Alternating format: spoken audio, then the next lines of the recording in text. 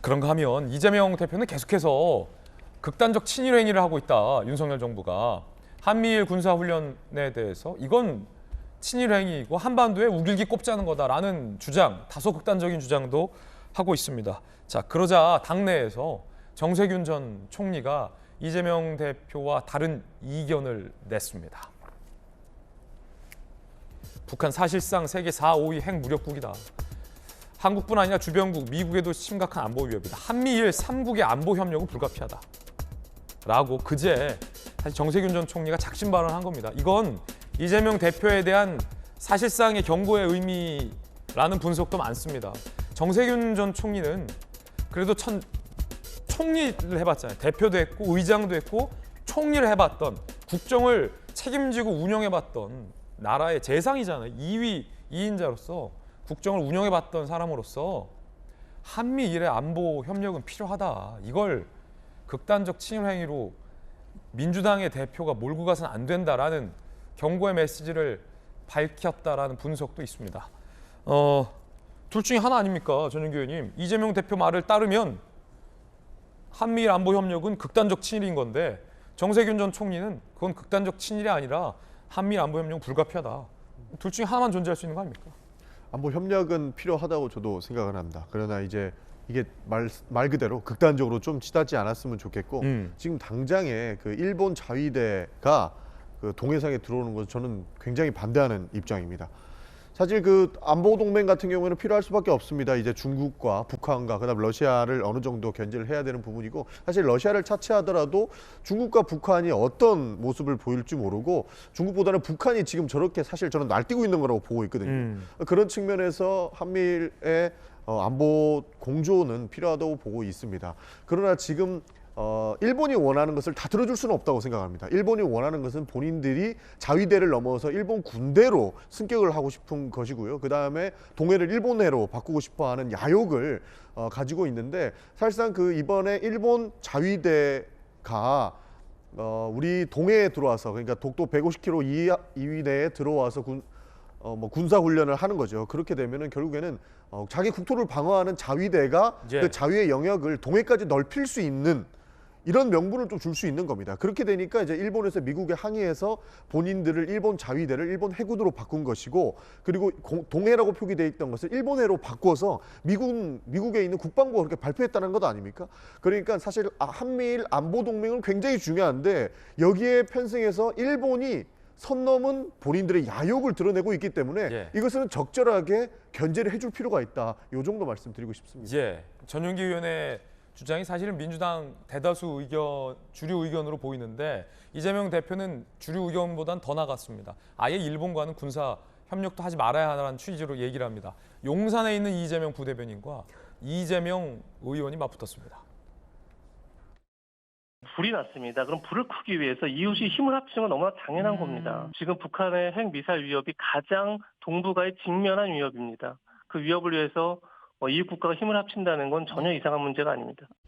세계 6위의 군사력을 가지고 있는 나라가 수십 년간 무력 침탈했던 나라의 도움을 받지 않으면 방위를 하기 어려우니 도움을 받겠다. 한미일 합동 군사훈련 불가피하다 이런 얘기를 할 수 있습니까?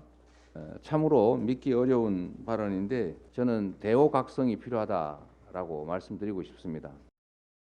용산의 이재명과 여의도의 이재명이 맞붙었어요. 용산의 이재명 부대변인은 아니 지금 불이 났는데 이웃 나라의 도움받는 건 당연하다. 근데 이재명, 여의도의 이재명은 세계 6위 군사력, 일본 도움 필요 없다. 일본이랑은 아예 안보 협력도 하지 말라라는 취지로 들립니다. 저는 여의도의 이재명 의원보다는 용산의 이재명 부대변인 말씀이 훨씬 더 와닿습니다. 용산의 이재명이 맞다? 네. 그리고 평상시에 제가 만나봐도 뭐 인간성도 좋은 것 같고요. 우리 용재명, 여재명 이렇게 분류를 좀 해야겠어요. 용산의 이재명, 여의도 이재명. 근데 이제 그 일본하고 우리나라하고 이제 훈련을 같이 한 게 사실 이번 처음이 아니에요. 문재인 정부에서 맨 처음 이제 그 시작을 해서 동해에 일본 자위대가 들어온 게 6차례나 됩니다. 문재인 정부 때 6차례 동해에서 공동 훈련을 했어요. 이번에 독도 150 우리 영해로부터 150km라고 그러는데 거기가 공해상입니다.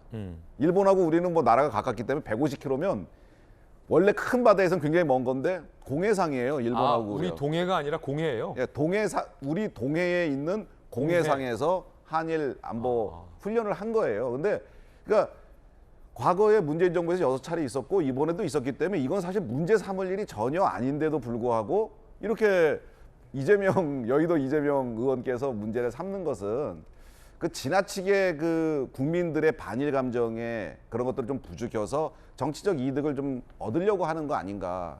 사실 요즘 그 이재명 대표가 그 사법 리스크가 있죠.